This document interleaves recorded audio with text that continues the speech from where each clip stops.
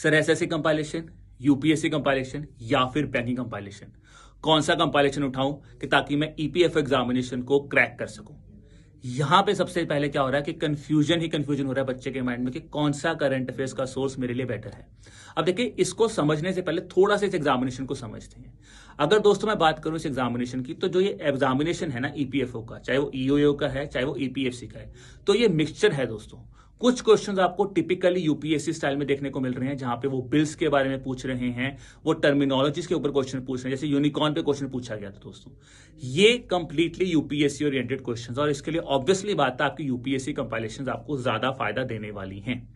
But कुछ questions on the other hand दोस्तों आपको पूछे जा रहे हैं जो कि कहीं ना कहीं आपकी एसएससी मैगजीन से भी निकल जाते हैं, जैसे कि अवार्ड्स पे सवाल पूछा जाता है, स्पोर्ट्स पे सवाल पूछा जाता है।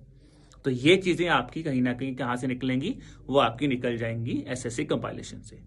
अब देखिए, समझने वाला बात यह है दोस्तों कि कंपाइलेशन कोई भी बुरा नहीं है, चाहे आप एसएससी कंपाइलेशन उठा रहे हैं चाहे आप यूपीएससी कंपाइलेशन उठा रहे हैं। हाँ, बस ये बात जरूर है दोस्तों, जो बच्चे बैंकिंग कंपाइलेशन स्पेसिफिकली जो आप एसबीआई पीओ, आईबीपीएस पीओ या फिर आईबीपीएस क्लरिकल के लिए पढ़ रहे हैं, वो यहाँ पे फायदेमंद नहीं होने वाले, बिकॉज थोड़ा सा ना एग्जामिनेशन का नेचर डिफरेंट है। तो मैं यही बोलूंगा दोस्तों कि बैंकिंग कंपाइलेशंस पे जो बच्चे रिलाई कर रहे हैं उसको कहीं ना कहीं अपने आप को स्विच कर लीजिए, चाहे यूपीएससी कंपाइलेशन उठा लीजिए पिछले 6 महीने का, या फिर आप एसएससी कंपाइलेशन उठा लीजिए।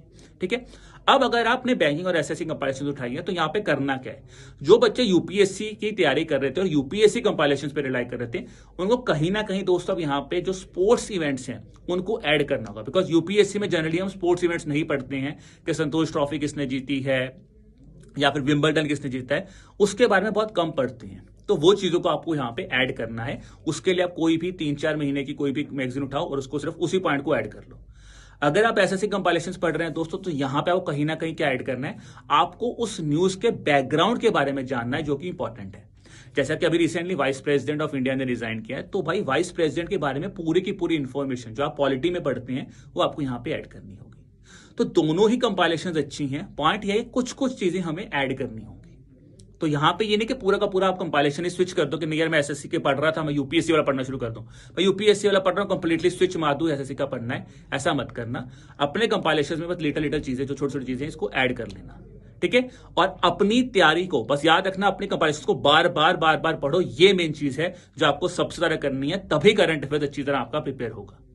तो उम्मीद कर रहा हूं दोस्तों ये वीडियो आपको काफी फायदेमंद लगा होगा कि कौन सा कंपाइलेशन आपको चूज करना है। बाकी अगर आपके मन में फिर भी कोई डाउट है तो आप हमें ईमेल कर सकते हैं hello@edutap.co.in में।